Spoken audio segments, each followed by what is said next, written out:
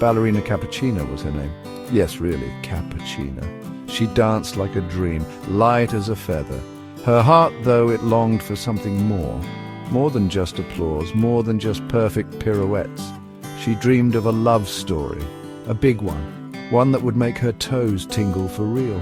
Not just from dancing for hours and hours. She was delicate, she was hopeful, she was waiting. A true romantic, our little Cappuccina was, always looking for that special spark. Then there was Tung Tung Sahur. What a name, right? He was not what you'd call ordinary, not at all. He carried an air of mystery, like a cool fog. His eyes held secrets, deep, dark, interesting secrets. He didn't say much, he didn't have to. His presence was like a quiet, powerful song. A melody that you couldn't quite place, but you wanted to hear it again and again. He was a puzzle, a beautiful, intriguing puzzle. And Cappuccina, she loved puzzles, you know. Their paths crossed one stormy afternoon. Can you believe it? Right outside Granny's old, creaky house. Cappuccina was seeking shelter from the sudden rain. Tung Tung Sahur just appeared. Like magic. Almost he offered her a kind smile, a rare thing. It was a smile that reached his mysterious eyes. For a moment the storm outside didn't matter. The wind howled, the rain poured. But all Cappuccina saw was him and his gentle gaze. It was a moment, a real Hollywood moment. Granny's house loomed behind them. It was quite a sight. Old, a bit spooky, definitely full of stories. It wasn't just any house. Oh no, this house had character, lots of it. Shadows danced in its windows, even in the daytime. Cappuccina felt a shiver. Was it the cold, or was it something else, something more? Tung Tung Sahur seemed to belong there somehow, as if he knew the house's ancient secrets. Their story was just beginning in this very strange place. Granny's house. Let me tell you about this house. It stood on a hill overlooking the town, like a silent judge. Its wood was old, darkened by time and secrets. Paint peeled like sunburnt skin. It was dramatic. Windows like vacant eyes stared out. Some were boarded up. Why? What were they hiding or keeping out? The garden was wild, overgrown roses with thorns like claws. A creaking gate guarded the path. It sang a rusty song. Every gust of wind made the house groan, like it was alive, a place where you'd whisper, not shout. Definitely, inside it was even more atmospheric. That's a nice word for it. Dust lay thick on everything, like a soft grey blanket. Cobwebs shimmered in the faint light like ghostly decorations. Portraits lined the hallways. Their eyes followed you. I'm serious. You'd walk past and you'd feel it, their gaze on your back. Long, dark corridors stretched into gloom. Who knew where they led? Floorboards creaked with every single step.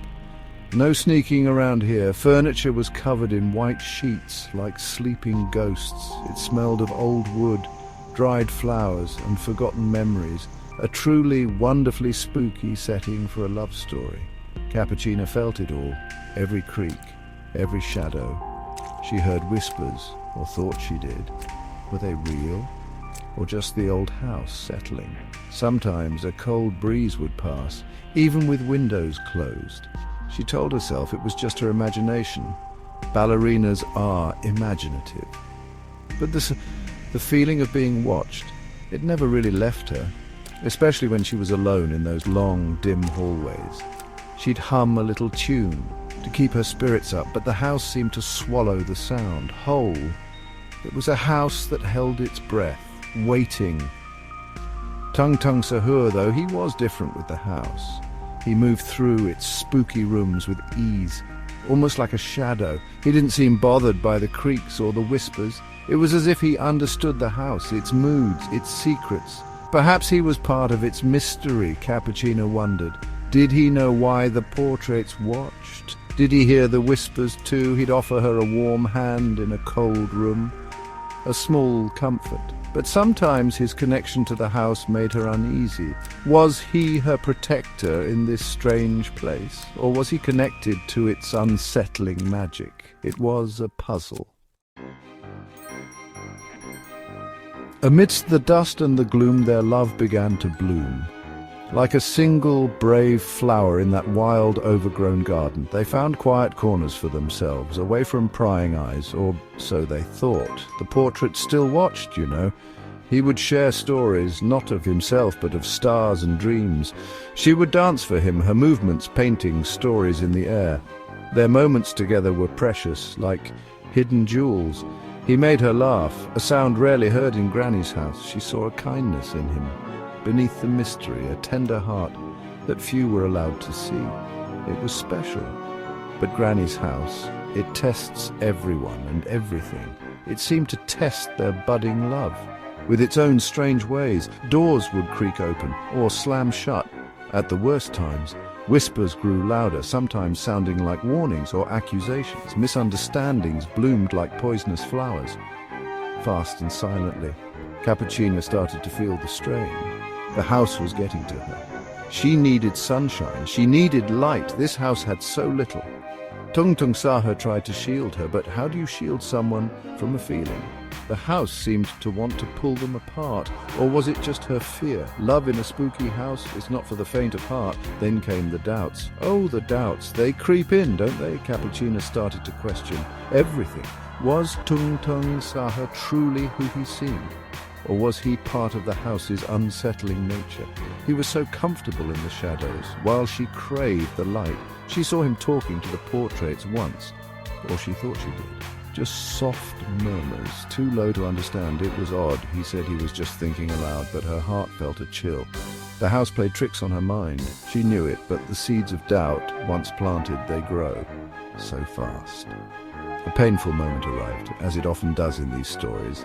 Cappuccina found a small old locket, hidden in a dusty drawer. Inside, a faded picture of a girl who looked a little like her, and a tiny inscription, "My eternal love, TSTS Tung Tung Sahur." Her heart shattered, right there.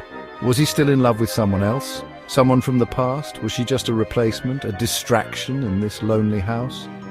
She confronted him, tears in her eyes, the locket in her hand. He looked shocked, then pained, but he didn't explain, not right away. The silence was heavy, filled with unspoken words and breaking hearts.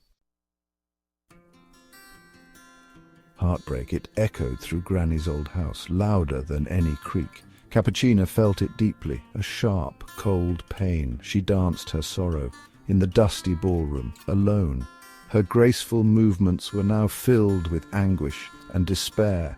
The house seemed to watch her, its shadows clinging to her. She felt so alone, more alone than ever before. Tung Tung Sahur had been her anchor in this strange place. Now, that anchor was gone, or so she believed. She packed her small bag, ready to leave the house, and him. The mystery was too much. The pain was unbearable. Tung Tung Sahur found her by the door, her bag on the floor. His eyes, usually so mysterious, were filled with a raw emotion. He finally spoke, his voice thick with sadness and urgency.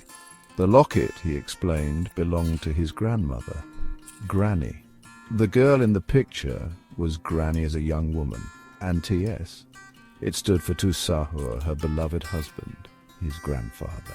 Tung Tung Sahur was named after him, a family legacy. He had kept the locket safe, a memory of a love that never faded.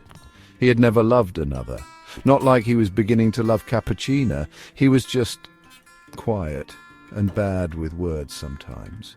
It was a turning point, a moment where truth cut through the shadows. Cappuccina looked at him, really looked at him. She saw the sincerity in his eyes, the pain of her mistrust. The house still creaked, the shadows still danced, but something shifted. In the air, in her heart, she understood. The house wasn't just spooky, it was full of memories, full of stories, full of love that had lasted. Tung Tung Sahur wasn't part of its darkness. He was a guardian of its light, its history, its heart. Her own heart began to mend, slowly, carefully.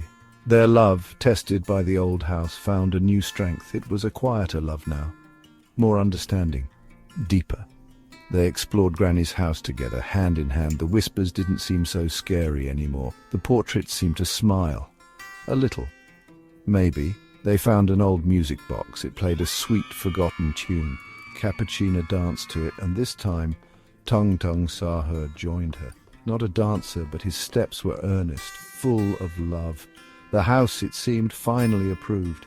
Or maybe it always had. Their love story became another whisper in its walls, a happy one.